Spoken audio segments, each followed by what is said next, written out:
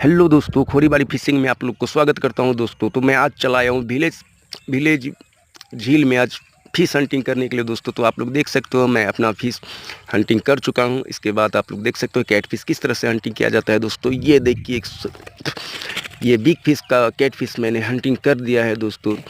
आप लोगों को अगर ऐसा फिश आपको पसंद लगे हंटिंग करने का, अगर मन करे तो आप लोग हमें कमेंट करके ज़रूर हमारे चैनल को सब्सक्राइब कर दीजिए दोस्तों।